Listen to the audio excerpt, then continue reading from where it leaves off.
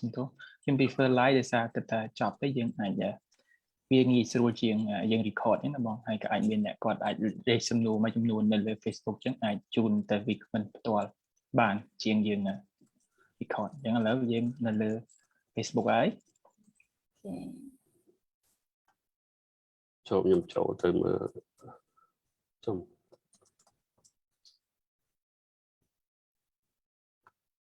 Okay, I see it now. Yeah. Heng Kimkong. Okay, yeah, good. Cross post ទៅ 3 page Cambodian ហើយនឹងថ្មីដែរអញ្ចឹងនៅលើទាំង page ទាំង 3 ហ្នឹងអញ្ចឹងណាបង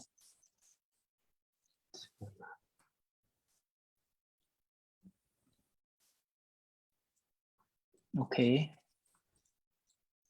I think we are now online.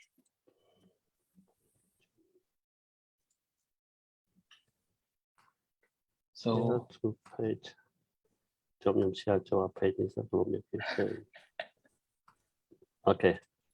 Yeah, we can start. Yeah. I finish sharing. Thank you. Okay, I begin now. Yes. Good morning, everyone. Welcome back to Reflection, and I'm really pleased today to be hosting a discussion where we will be focusing more on writing. Why writing this time? As I mentioned to our speaker earlier, we know that many people reaching out to me and ask why this writing session sharing is only last 1 hour. Well, we will discuss this after that. Why it's only 1 hour? Actually, this is on tip sharing and experience sharing with our speaker. It's not just focusing on how to develop a writing skill alone. So more or less you will gain from our speaker tip and experience they will be sharing with us. But before I introduce our speaker, let me bring your attention to once again why writing this time. I know that we have been over the past month focusing on many things, including leadership skill, sharing session with some grade A, high school graduate, and so on. And the other skill that is more important for all of us. But this time, I think that writing also something that many of us are trying to develop, and it is really tough. It is really hard earned. And I know that once you gain it, it is really essential, powerful, and also can help us a lot with what we are doing right now. So I discussed with my friend as well as the speaker who are joining us today on this tool, and then I decided to choose a writing skill. Sorry, how to develop writing, and also how we can make sure that we continue to do it in the daily basis that could help us more on doing so. So this is the reason why I choose writing to discuss with our speaker today. So without further ado, let me introduce our guest speaker today who are joining us. So I think they have been waiting for my brief introduction. It's not really an introduction, but it goes a bit long than I expected. So here I'm joining by two speakers. First of all, let me change this. Yep. I know that all of you know we're joining by two important speakers. One is Ms. Reginas. Reginas is currently Deputy Editor in Chief of Radio France International Khmer Service, and she also getting involved a lot with writing and writing op-ed for Radio France International, as well as she also has her own personal blog, if I'm not mistaken, and she regularly updated. If you want to know more about her, you can actually follow her on Facebook as well on Twitter, and also subscribe to her blog. Thank you, Rachna, for joining us today. Please unmute it. Oh, thank you for having me, Nisai. Yes, and I'm happy to be here and sharing all my little experience about writing with all of you. Thank you for being humble. I know that you have been involving a lot with writings since I just started my study in Phnom Penh in 2010 and so on. So I know that writing has been a part of your life for many years and continue to be many years to come. Second speaker, I have Mr. Kimkong Heng. Kimkong Heng is currently still in Australia. I'm not sure if you're already planning to come back anytime soon after you complete your PhD level.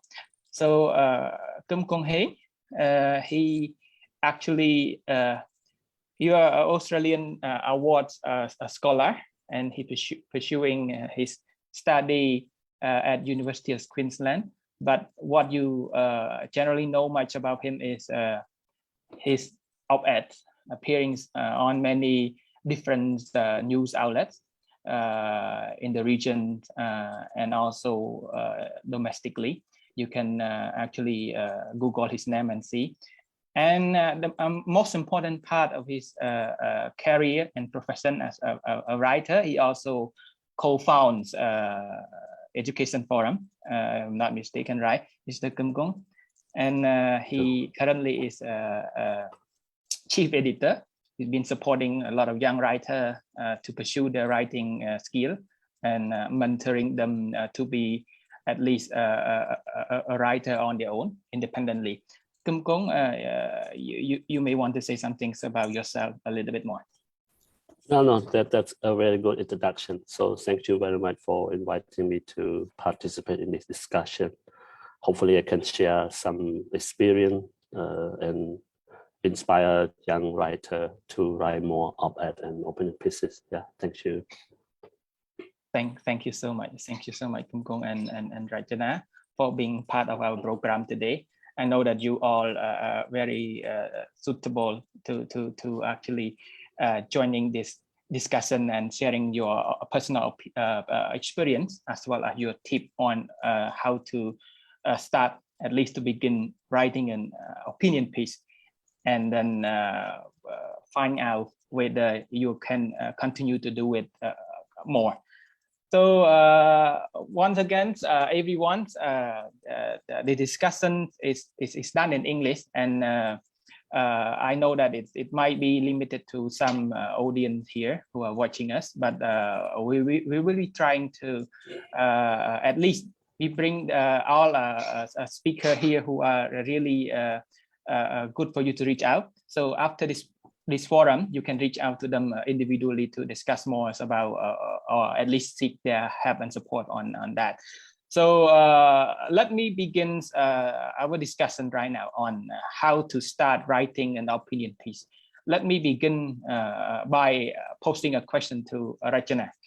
Rachna, as you are a journalist yourself and now reaching a position of editorial level, and you involve a lot with helping people rise as well as giving your own opinion on many issues domestically.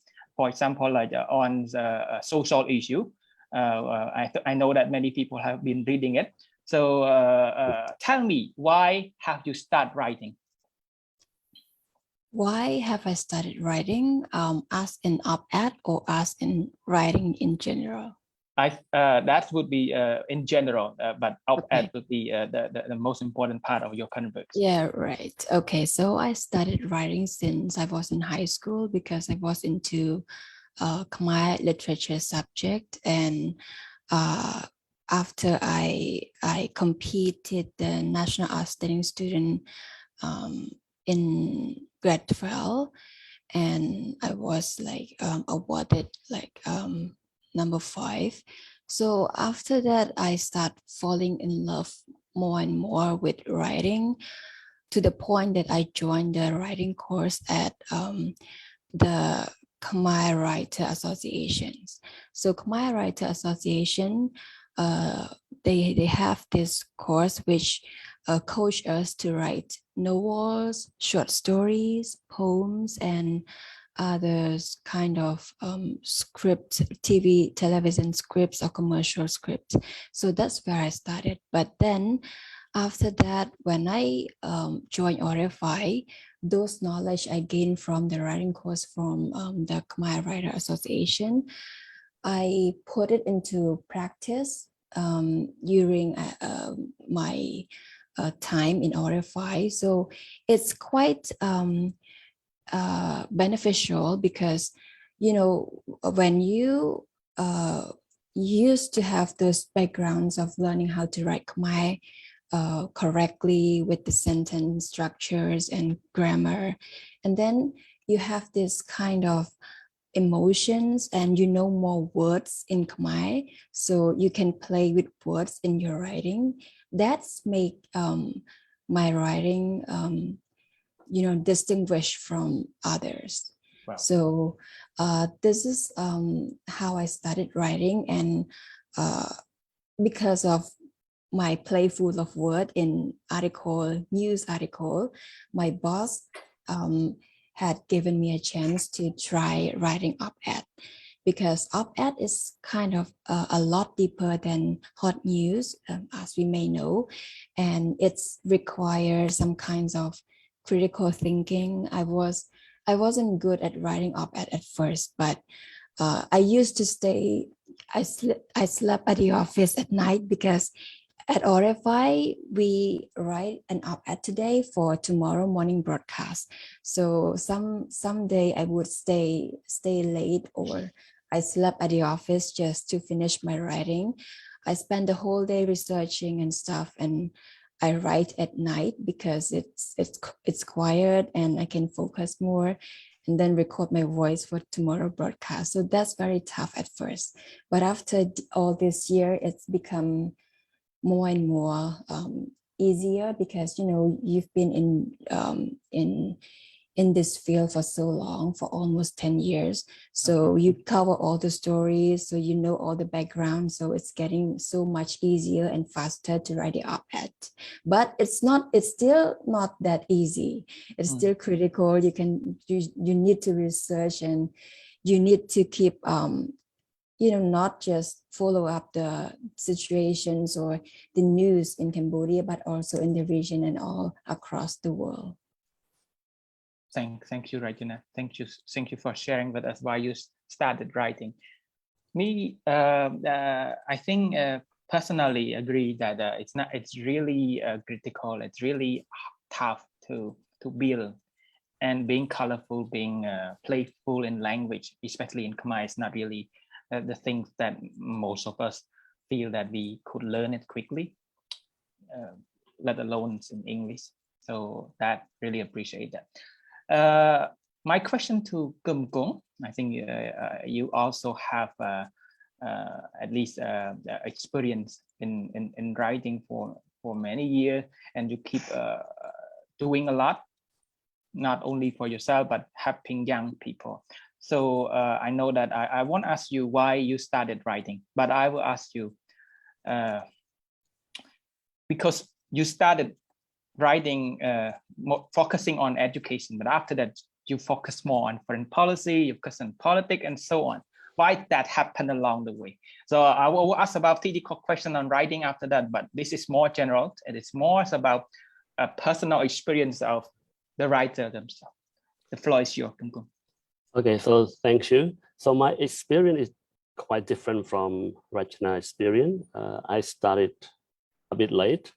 When after I finished my master degree, actually. So I did my master degree, and then after my master degree, I was like, okay, I wanted to pursue a PhD, and then I know that to get a PhD, we need to have some publication. So I started from wanting to have publication, and we can publish as a journal article or as an op-ed.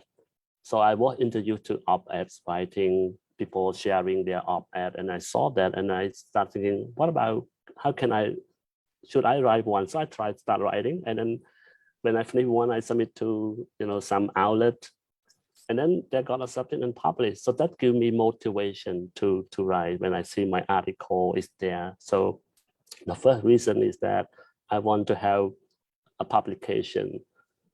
But after that, I start loving, sharing my ideas and opinion about, social issue or political issue in our country or educational issue as well.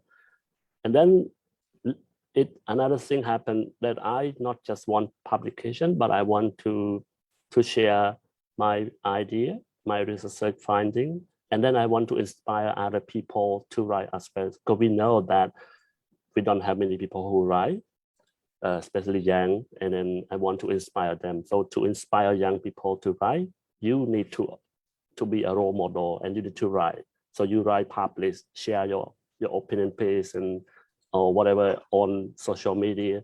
So people see that and they also want to write. So when you see people write, you also have some interest in writing and you want to write as well. And so it's about wanting to have publication, sharing ideas and knowledge and research finding, because in some op-ed I share my own research finding or research finding of other people that I have read. And after that, I want to inspire young writer, new writer. And I feel that I have done that. I have inspired a number of people. Some of them I have co-author with them. Some I have helped editing, reviewing for free for them. So basically helping them edit the article because they write in English. There's a lot of issue with their writing. So I help them with that.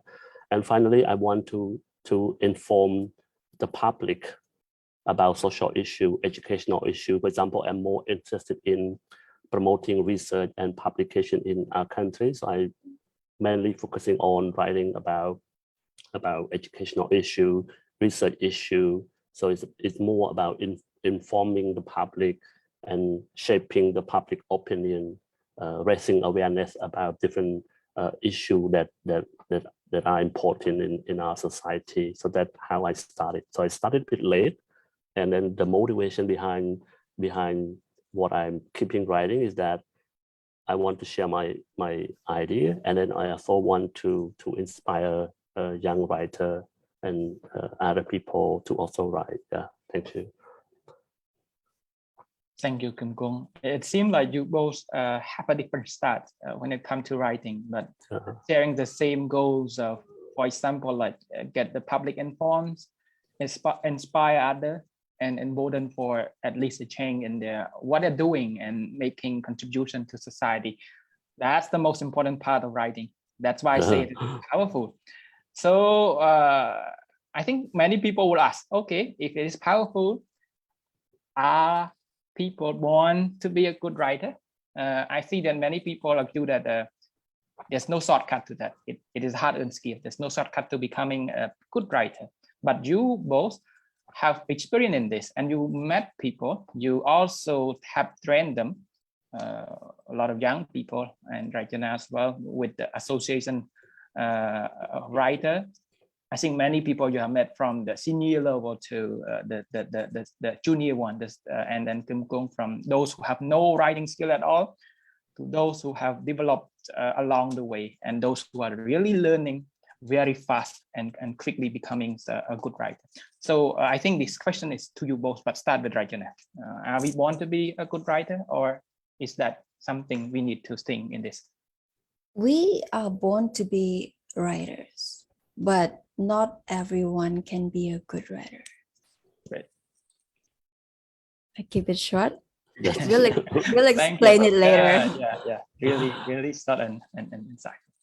Yeah, for me, I think I agree with Rachna, but I tend to agree that anyone can be a writer, but can be good or bad. But I think with training, we can be a good writer. So we need to learn how to write, the technique in writing. If you get that training, I think you can develop into a good writer as well. Yeah, so it's possible that you can be a writer. It doesn't mean that, oh, I'm not born with the writer, characteristic or skill. I cannot do it. No, you can do it if you are interested. You can engage in training and getting support or getting mentorship from other people. So you need to have some kind of training and education to develop your writing skill. Yeah.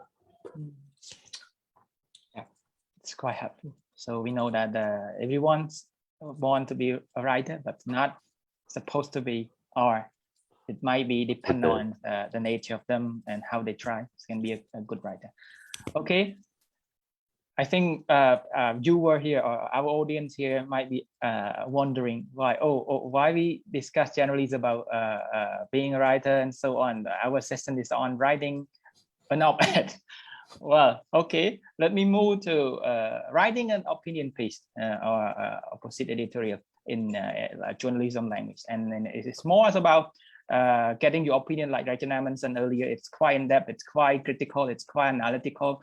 So it comes with all that kind of elements. So let's just to give a brief on how opinion look like. But it can be some simple thing. For example, like if you see something bad happening, for example, like a lax or careless when it comes to using road and so on, you can also voice your concern and call for action from authorities, so on. So opinion can vary from that point. And also, like Mr. Kimkong, he voiced more opinion on issue like foreign policy, what a state should do, small state, big state, and also a relation between state and so on. So there's different focus on that, but all opinions, and it's really important, like I mentioned earlier, it contributes to policy making, formulation, it all call for action and so on. So that's about opinion. That's why I think we discuss it right now. My questions, this is more technical. So how do you plan your writing ahead? Like when you want to start writing an opinion piece, one on a specific topic, or it can be in general. You can raise one example for Rachna first, because you are writing more on a social issue domestically. Let's share with us, how do you plan your writing ahead when you get to start? Right. So normally I would like come up with a topic, a problem, which I think is current and crucial to be addressed. So I choose one topic first. So then I go research about all of those issue before I start writing. But my styles of op-ed writing, first I would raise a general overview about those issue, and then I would ask some questions and try to answer that. So that's what I plan on my planner. The flow is just like that. You raise the issue, you ask some questions, then you try to figure out like how can you solve this questions. Or sometimes I don't have the answer to the questions, honestly speaking. So I just ask that question again and just let the listener think, and probably they have a different idea, because I believe that not all people agree with my op-ed, and obviously they don't. Yes. So yeah, this is how I started before get into the actual writing process. Thank you, Rachna. The question is now handed to Kimkong. So I started similar to Rachna, but not the same. So, okay, so we have a topic here, you're right, we have a topic, and I always start with an argument or point I would like to share. For example, what I want to share in this op-ed. Let me take an example of op-ed that I wrote about the meaning of 7th January in Cambodia. So my argument that I have for that is that because we know that there are two parties, two groups arguing each other about the meaning of 7th January. One say, oh, it's good, it's victory day. Another one says, no, it's not good. It reflects invasion from Vietnam, for example. So this is a bit political. So my argument is that we need to reconcile, we need to stop arguing, stop this division and try to find a way to work together and accept the historical facts. So this is what happened already, and you try to interpret it differently. No, it's to, let's say, okay, if we have two group or people who interpret it differently, we try to accept that, and we know that this is divisive. It promotes division in the society. So I want to provide some suggestion on how we can stop this. So when I have that argument or what I want to share, so I start with introduction. Okay, I wrote about what happened during 1999, and and what's next. So some background about the issue of the meaning of 7th century, and then I bring about the issue. So what I write like an essay, we have introduction, body, and conclusion. So introduction, providing some background knowledge issue that happened in the past, for example, and what's happening now. People are divisive when it comes to the meaning of 7th century, and then I introduce the issue, for example, the ruling party, the opposition party, they always argue, and people who support those parties are not on good terms, they argue with each other. So these are the issues, and what is my solution? What is my suggestion? So whenever I write op-ed, I always want to provide suggestion, because that is the meaning of the importance of that op-ed that I want to publish and share to the public, is that to provide some take-home message, some suggestion, or some solution to social issue.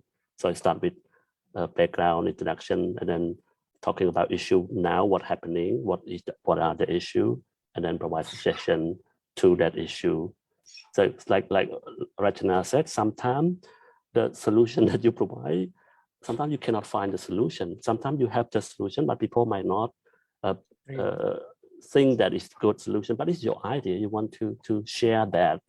So probably other people who have not heard about that solution, they might say, oh, this is kind of good or kind of not good. So it's up to them, but it's our idea. It's what we want to share. We want to inform the public. Yeah. So I always start with having like kind of clear structure, introduction, body, and conclusion, just like when you write an essay. So that gives us some outline, some structure that can help us try to complete the piece. Yeah. Yeah, I guess the structures of the writing between me and Heng Kimkong is quite the same, but the way that we start thinking how to write or choose a topic is different. Like Heng Kimkong would come up with argument before start writing, but I come up with a topic and then I try to find what problem in there and then try to solve that. Yeah. Yeah. So thank you both for a very helpful tip. But I know that some people might think of having a slide at least, but like I mentioned earlier, we will have other session, but I cannot promise when exactly. But our speaker out there really glad to have us and joining him with us to ensure that we can build a society of writers. Well, that's what our ambitious plan, but we'll let you all out there knows about this.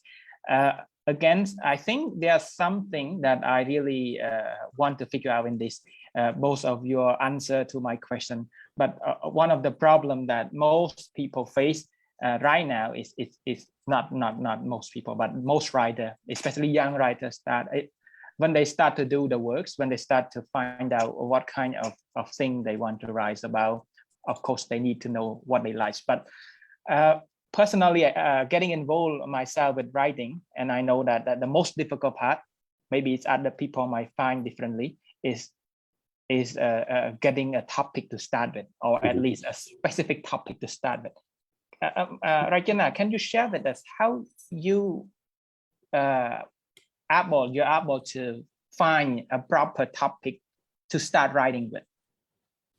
A proper topic is quite, you know, I don't find a proper topic. I try to find the topic that I love to address, that is like urgent, that you need to really think about it. People need to really hear this and think about it and do something about it. That's how I find the topic. And usually to find that, I follow up trends on social medias and news, domestically or internationally. So that's how I find my topic to write.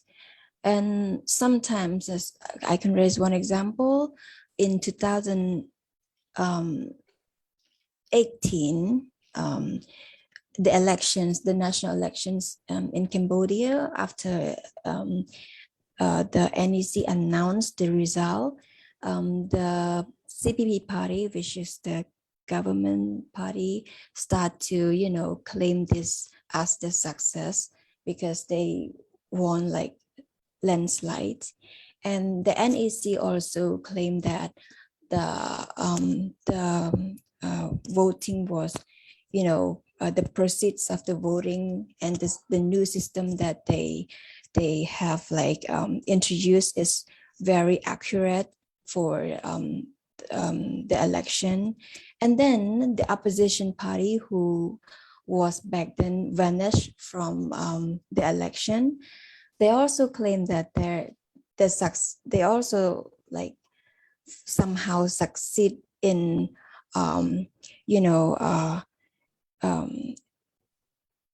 urging people not to go to vote. Then this kind of argument, this three party, you know, trying to claim their success and giving definition of success by their own terms. So it's really confusing. So if you look at it, like, ask the question, so what is the success? Who really win in that kind of situation? So yeah, of course, the NEC, of course, the new system that they introduced does really work, especially with the ghost name that they eliminate from the voting list. Yes, they had a better voting list for that one election. And then the opposition party, of course, they also win because, you know, most of the voter, their supporter, didn't show up to the election to voting, and then some may have gone, but they wrote something on the paper like they hate the CPP and stuff. And the CPP, yes, but what is, like, if the CPP did won the election, but they won the election not fairly, if I may say, because they demolished the opposition party from the political stage in Cambodia. So that's how they win the election.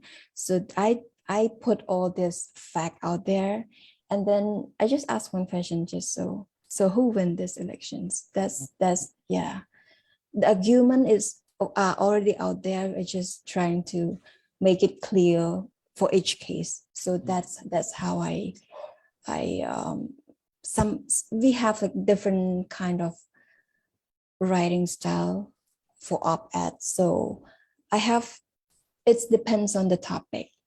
So back to your questions, at those kind of situation, confusing,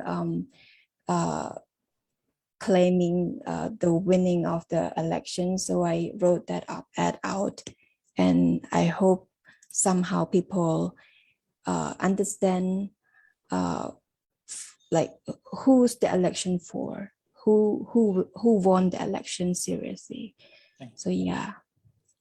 Thank you, Rachna, for sharing with us your experience in, well, it's the situation as well as the event that took place really play a very important role in helping us find a topic to start with. Kimkong, have you had similar experience when you try to find a topic?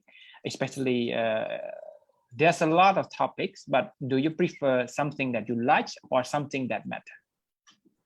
Okay, so I think my experience is a bit different from Rachna, because Rachna is a journalist and she has a lot of experience. You need to cover a lot of issues in a country.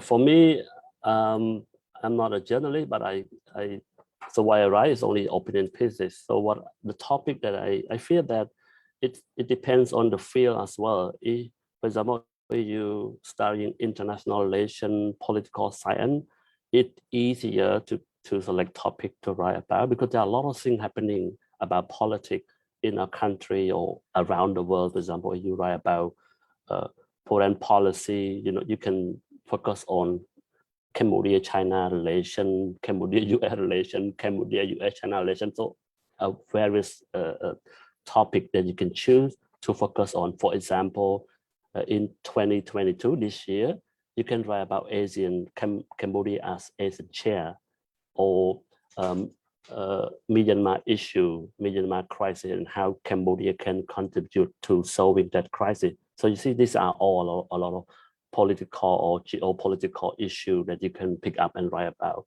What about education? What can you write about education? It can be a bit harder because there is not a lot of new issue happening about education, but still, if you can write, you can, for example, you write about the impact of COVID on education. So I have written about that, impact of COVID on education.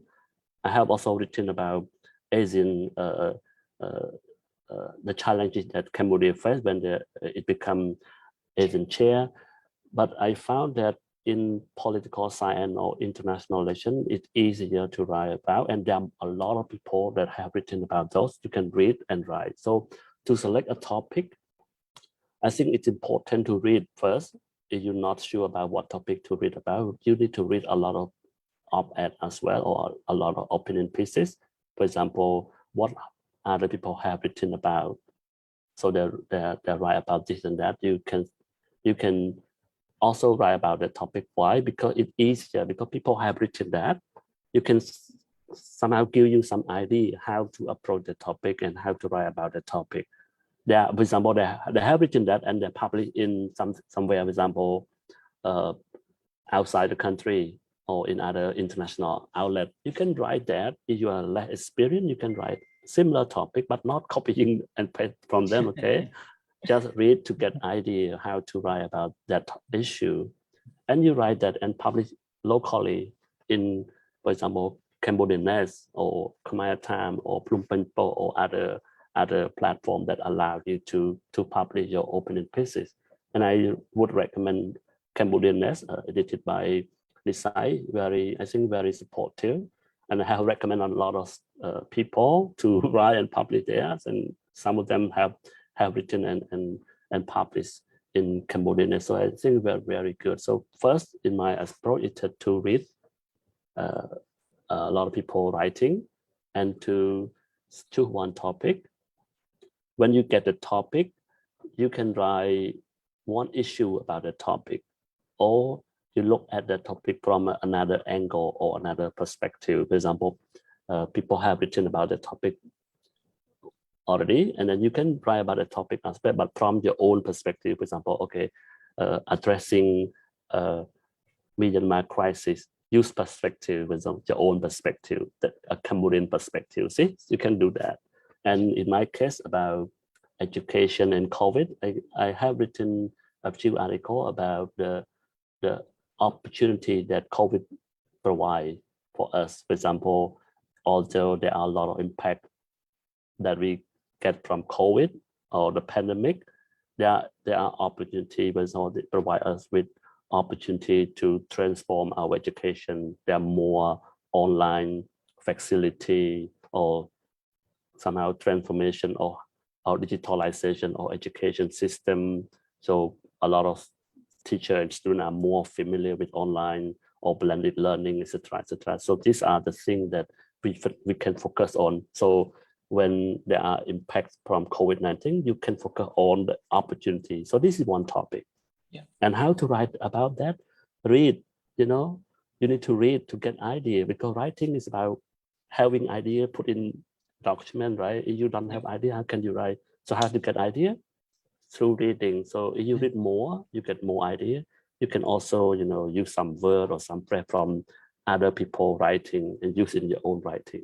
Like again, not copy and paste, but read to learn from them, to get also language and also idea from them, and start writing about it. Yeah. And the best part is you can write about it and you're not sure the quality, you can ask some friend or some other people to have check for you. So it's the process of learning and also learning to write at the same time. Yeah. Yes, I cannot agree more with Bong Kimkong about reading. You really need to read a lot to be able to write, to have like ideas flowing in your brain, and then you can process it and then analyze it and then write your own piece. Because somehow when you read, you might not agree with what you are reading. So let's share your opinion about that. Fight against that. Thank you so much, Bong Kimkong and Rachna, for jumping in and share your personal opinions as well as your experience. This is really helpful, especially I know that our audience out there know right now. They first they get to know the at least the outlines, what they start to do first before they start writing, what they need to do first. For example, like Bong Kimkong has mentioned, and Rachna also mentioned as well. You need to have a topic, introduction, body part, and conclusion with a lots of works. But don't feel scared if I say a lot of work. Just reading.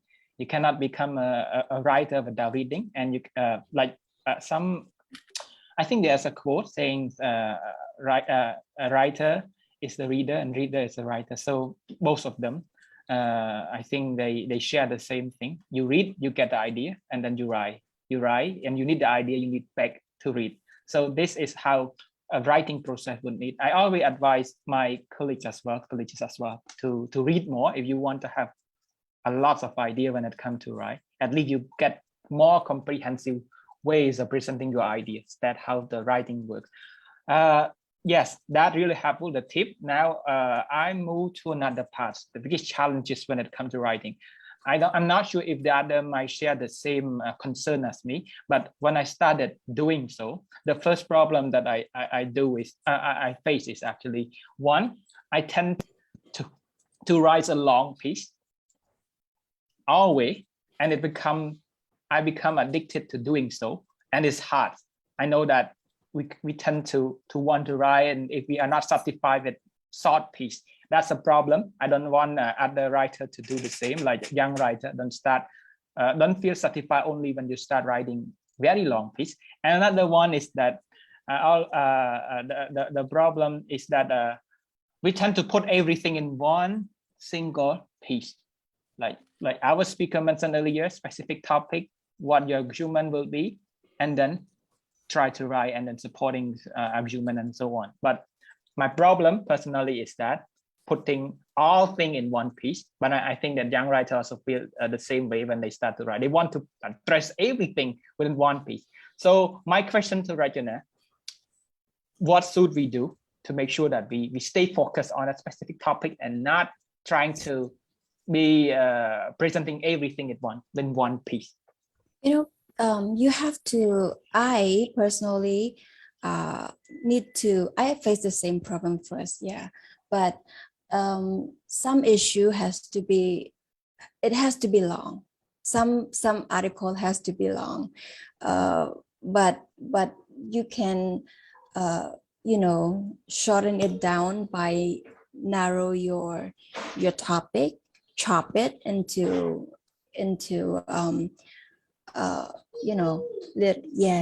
yes, maybe I'm working.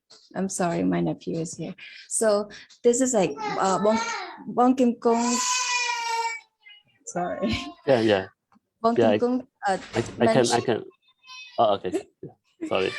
Bong Kimkong can suggested earlier the topic about Asians and the Burmese crisis.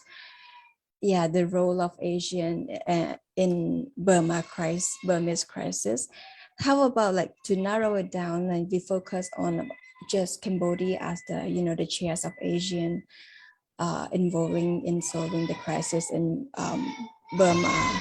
So that's how I narrow down my my topic and then keep my article short. Thank you, Rachna. Despite this, well, I think that we have been addressing some questions raised by Bong Sawatha. I think he posted a question on Facebook about the recommendation for first and junior op-ed writer and what they should do. The the suitable, I'm not so sure what to say, but a good length of article. Maybe Bong Kimkong can actually share with us your recommendation for limiting the length of the article and the process. Yeah, I seen that question as well. If I'm on Facebook too. Okay, so where to start? Like I mentioned, you can start selecting a topic that people have written about. You don't need to write a new topic because you first started. You can look at other people have written about that topic in that outlet. So you read that, okay, that's how they write. You can write similar topic, but using different argument, for example, and publish it in other outlet, for example, in local outlet. So the length should be around 1,000 words only. So most of it, they want you to be with around 1,000, between 800, maximum 100 or 1,500. So please write around 1,000 words.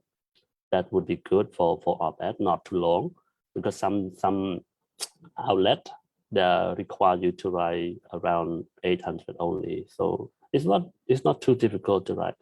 And I want to address the issue that the site said is that when you write, you always want to include everything in your piece. So the piece would not be only 1,000, it go up and up to 2,000 words. And so to address that issue is that, first of all, you need to limit what you want to say in your piece, in your op-ed. For example, I write about challenges that Cambodia face when it chair ASEAN.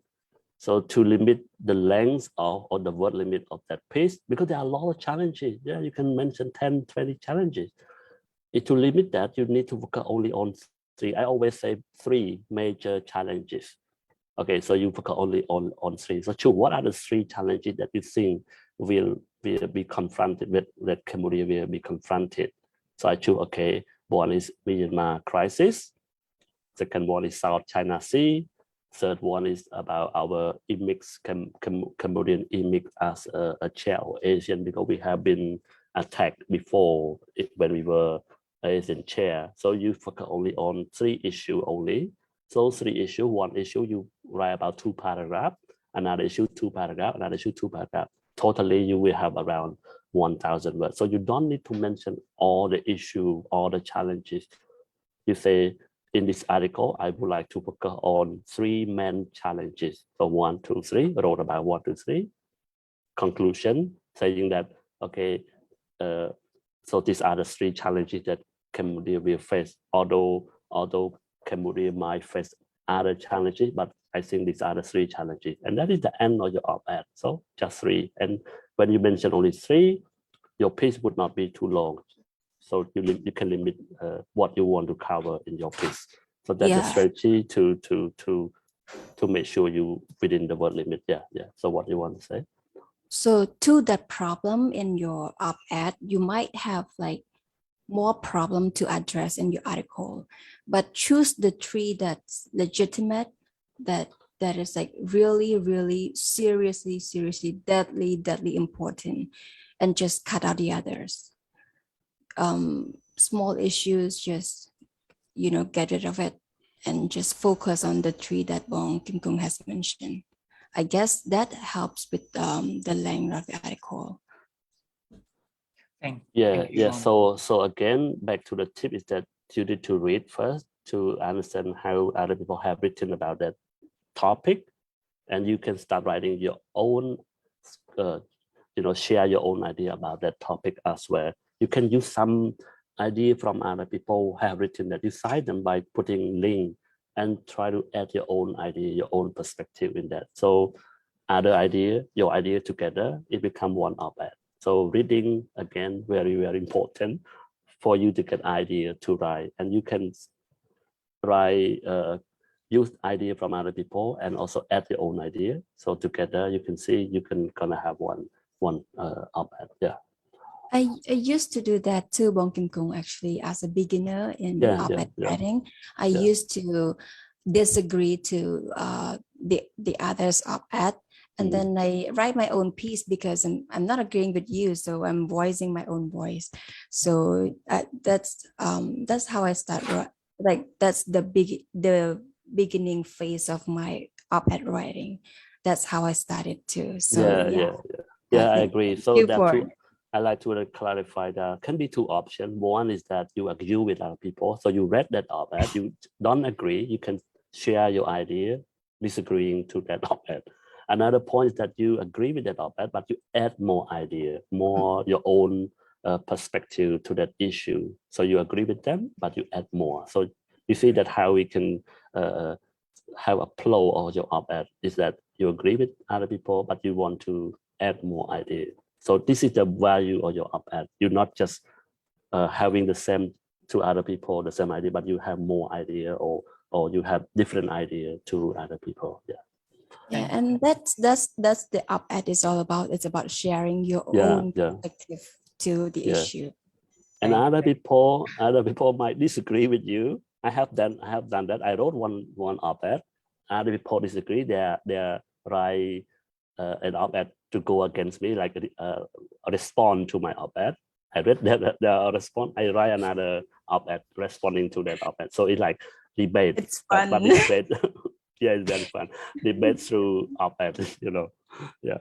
Okay, thank you. Because I think we only have like 11 minutes more to 11.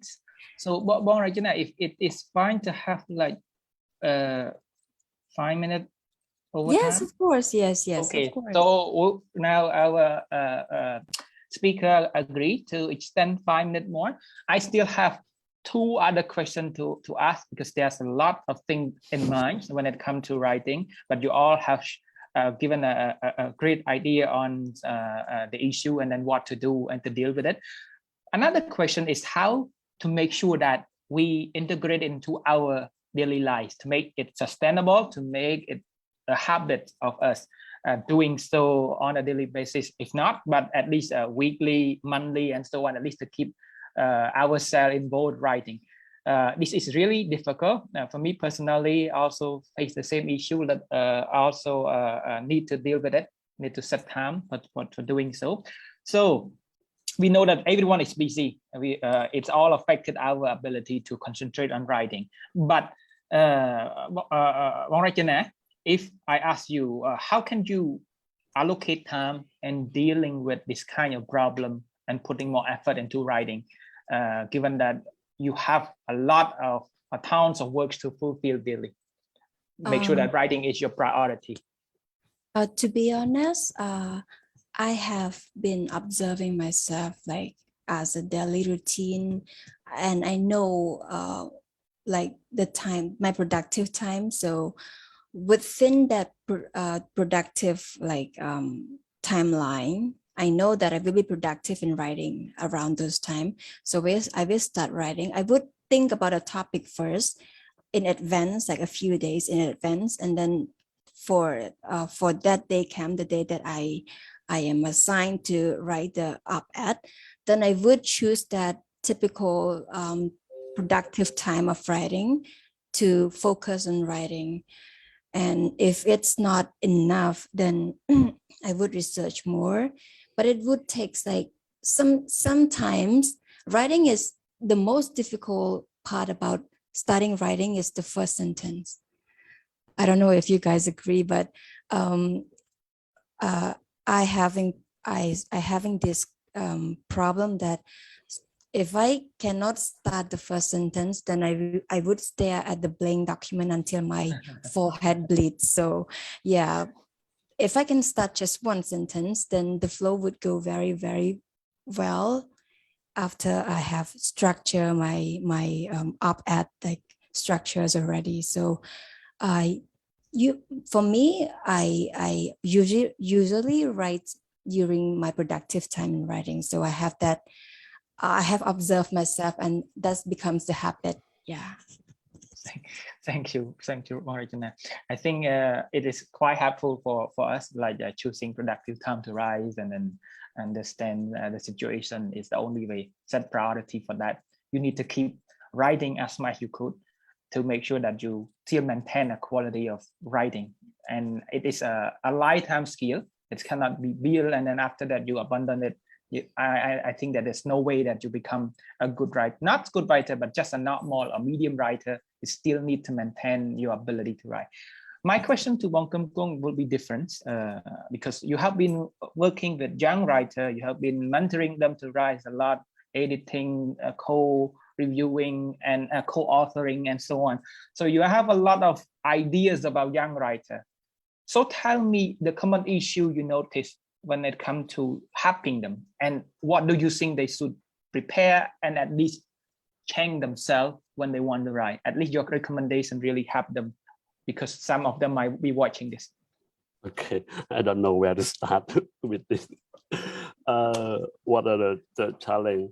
There are two main challenges. One is the argument that are put in their op-ed or in their writing. The argument is weak sometimes, or it's not comprehensive. For example, they miss this point, that point when you, because I have more experience, I know when I read, I know, okay, this op-ed is good, this is not really good. Yeah, you need to add this point, for example. Another issue is the language. This is the main issue because we write in English, not in Khmer. But I think if we write in Khmer, maybe this issue is not the main issue because it's our language. But we write in English, the issue is the language. When we read, we know that like when you read other people writing on published article, we know this is nice, because it has been edited or written by experienced writer, although native or non-native. But for young writer, mostly I face is that the issue that I mostly face is their writing, their language that they use. There are a lot of issues, not just issue with grammar, but issue with word choice as well.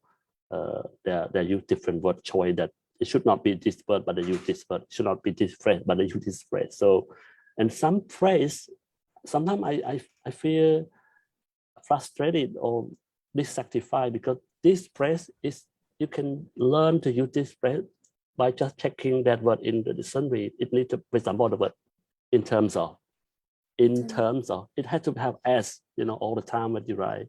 And then when people start writing, they say in terms of, no s. And this is just how to learn the issue. Just check internet and or dictionary or look at other people writing and notice that every time you write that, you need to have s. So you put s, there is no issue anymore, see? And when I edit, review, this, not just this thing, there are so many things, so I always correct them, okay?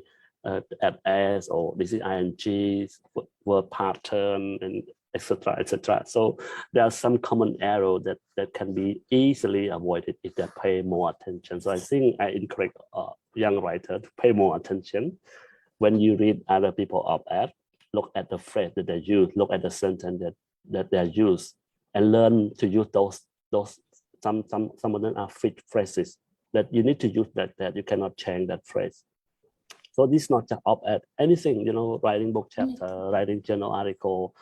So I'm not just editing op-ed, but I'm also editing book chapter, journal article that have contributed to us a lot of issue with language. So one thing in language, second thing is the argument that you put in your writing, they're still not logical or lack evidence. You need to support your argument. For example, you say that there are a lot of school dropout. For example, students stop studying.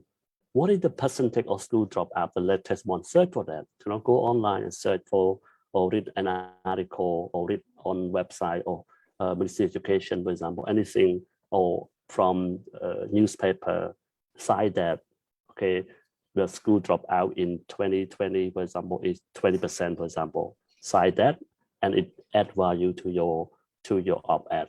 It give, make your op-ed more concrete. If you get evidence, and then you got supporting references, and you can add your own idea. Yeah.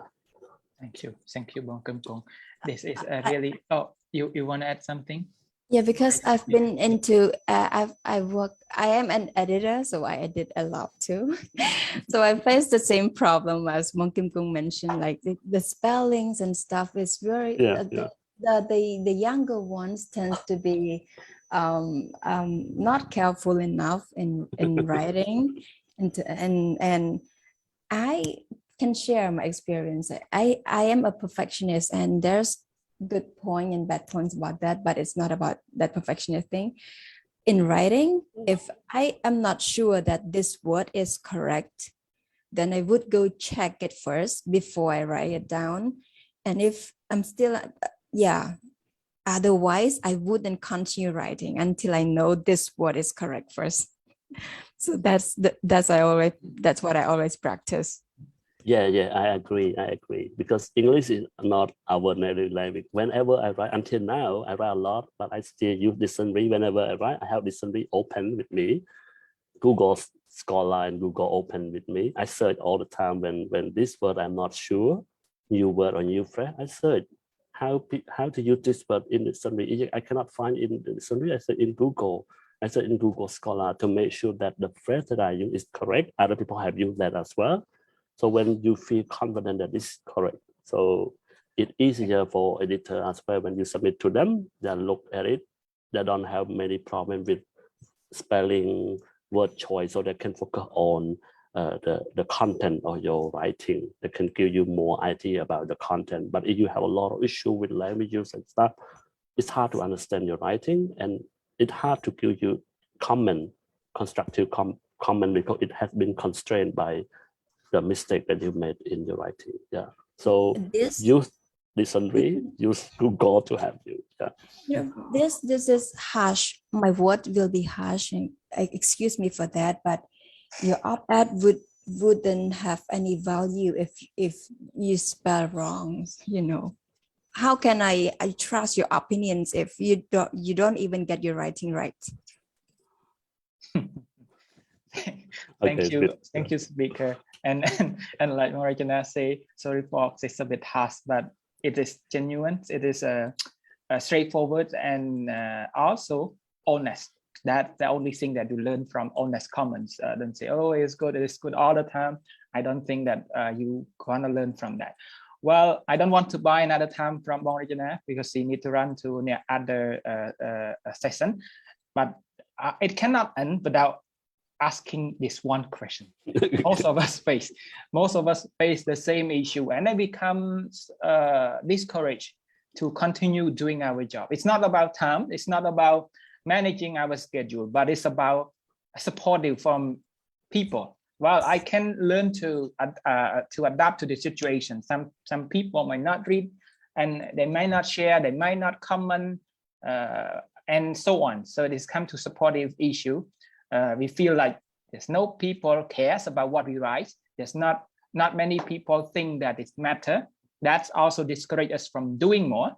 At the same time, we always invite unwelcome comment, very not just critical but attacks. I know that Reginas might face more. Heng Kimkong might write some dangerous thing, or it's not dangerous, but not physically dangerous, but at least something that is going to be causing the trouble for you. And Reginas, of course, politics is more, it's about agree and disagreement. Not many people are open-minded and agree to disagree.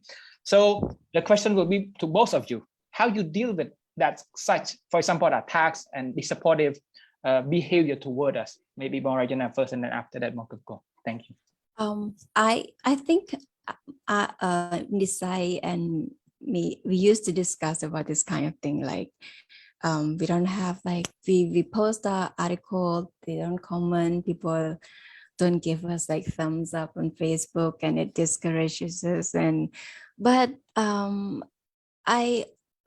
you have to build this kind of mental situation where you have to know that what is the purpose of your op-ed? Are you writing it to get the likes, the shares? Some people read it, but they don't share. So this is fine. And an op-ed, like Heng Kimkong mentioned, just like since the start of our conversation, it's about sharing our opinions. So we put our thoughts, our discussions, our argument out there so that people can look at it, and at least if they're not disagree, somehow they know that there are these people who think about this issue this way, different from them. So that's, I somehow feel like it will be broaden their understanding about the issue. I don't care anymore about likes or comments or shares and attacks. Of course, I read it sometimes, it's discouraging, but some attacking comment also include with like insightful information that we can take it to, you know, heart and think about it. So yeah, I don't feel like it's threatened me that much about the, you know, the attacks on Facebook and stuff. Thank you, Rachna, for this motivating word. Okay, I'd like to share this because this really happened to me. Yeah, Rachna K is different because she already a journalist, so that's her job to keep writing, sharing, and reporting issue happening in our society. So I'm not a journalist, so whenever I write up at sharing on Facebook, etc., people will comment, "Are you a journalist?" So I'm a teacher, I'm a researcher, but I write up at, put it in newspaper, and people calling me a journalist. Some people say, "Don't write it; it's too sensitive. I will have trouble." So a lot. Okay, some people send me messages, some in the comment section on Facebook, etc.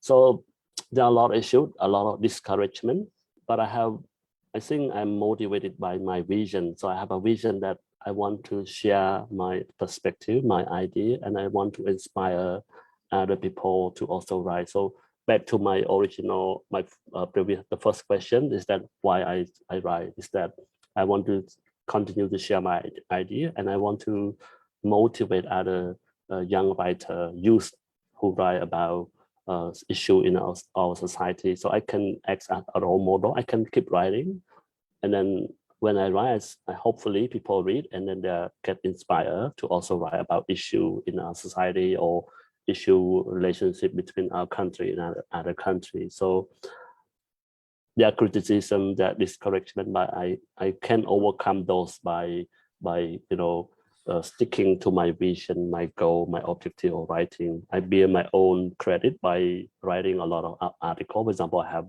over 100 op-ed now, and I bear my own credit, and also achieving my goal to inspire other people to promote writing and reading and research in our society. Because at the moment, I'm really interested in promoting writing. That's why we have an internship program helping young writers to write, even though they have no experience in writing. We try to build them, train them, and help them edit the article until it is published. So yeah, so that's the vision. So I think we need to get mature, try to know how to overcome criticism, challenges, and keep working toward our aim and our vision. Yeah. Yeah. Thank you, Kimkong and Rachna. I think the only way is to be thick-skinned. Nothing can get under your skin anymore.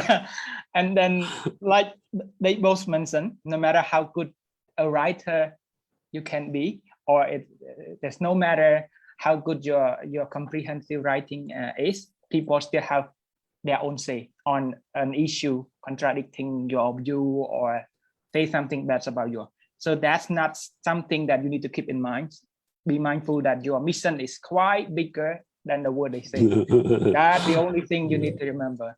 And once again, sorry for buying your time. Oh, you want to say something, Rachna? Well, you need to unmute it, well.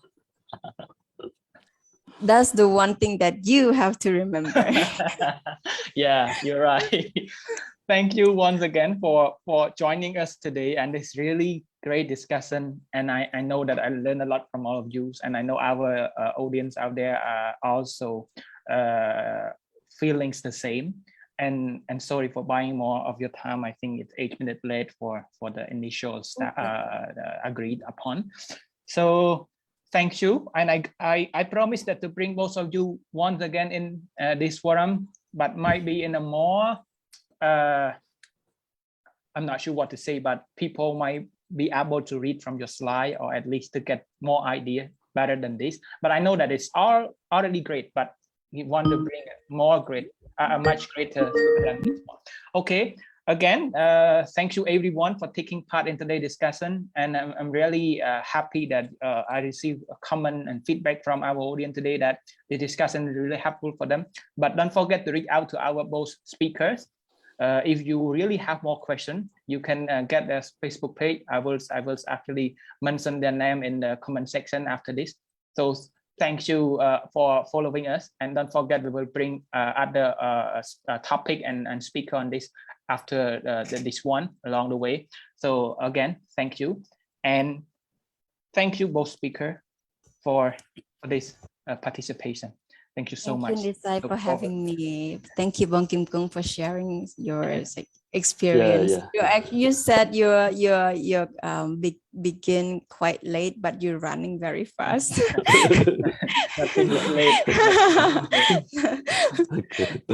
Okay, so thank you, Nisai, and thank you, Rachna, for this discussion, and thank everyone for watching. Hopefully we can discuss more about this topics.